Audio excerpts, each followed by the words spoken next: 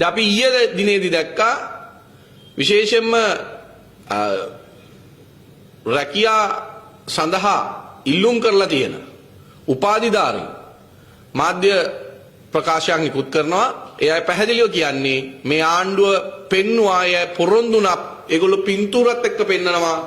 අනුර කුමාර දිසානායක එවකට ජනාධිපති අපේක්ෂකතුමා සමග තමන්ගේ ඒ 16000ක් වෙච්ච තරුණ පිරිසට වෙච්ච පොරොන්දු විශේෂයෙන්ම ඒ අයගේ ඡායාරූප සහිතව පෙන්නනවා පමණක් නෙමෙයි පොහොසත් රටක් ලස්සන හෙටක් කියලා දුන්න බොරු පොරොන්දු පත්‍රිකාවේ මේ උපාධිධාරීන්ට රැකියාව දෙනවා කියලා පොරොන්දු වෙච්ච පොරොන්දු පත්‍රිකාව පෙන්වනවා.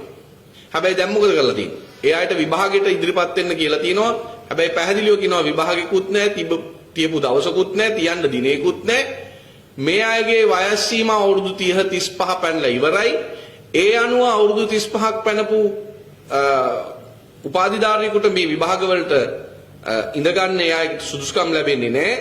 ඒ තුල ඒ අයට රැකියාවක් ලැබෙන්නේ නැහැ. මේ සම්පූර්ණයෙන්ම මේ පිරිස මුලා කරා ගෑනු 1 මිටට ගොනාට ඇඳුවා කියලා ඒ අය ඊයේ දිනේදී ප්‍රකාශ කරනවා.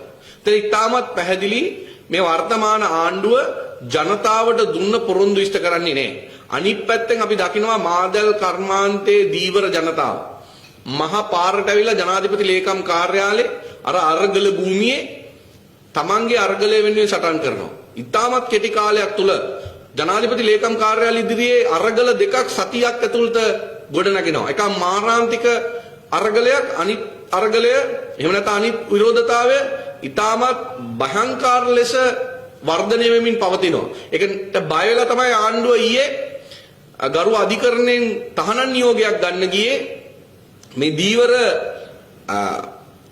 උද්ඝෝෂණය නතර කරන්න කියලා. හැබැයි අපි ගරු අධිකරණයට හිසනම ආචාර්ය කරනවා. ගරු අධිකරණයේ තියෙන ස්වාධීනත්වයට දේශපාලන වශයෙන් මේ ආණ්ඩුව මේ ප්‍රජාතන්ත්‍රවාදී උද්ඝෝෂණ මැඩපවත්වන්න උත්සාහ ගන්නකොට ගරු අධිකරණය පෙන්වා දෙනවා පැහැදිලිවම ඒක ජනතාවගේ ප්‍රජාතන්ත්‍රවාදී අයිතියක්. ඒ ජනතාවට තමන්ගේ විරෝධතාවය ප්‍රකාශ කිරීමේ අයිතිය තිබෙනවා. පොලිසියට පුළුවන් පොලිසියේ නීතිය ක්‍රියාත්මක කරලා ජනතාවට අපහසුතාවයක් ඇති වෙනවා නම් ඒ අනුව නීතිය ක්‍රියාත්මක කරන්න කියලා.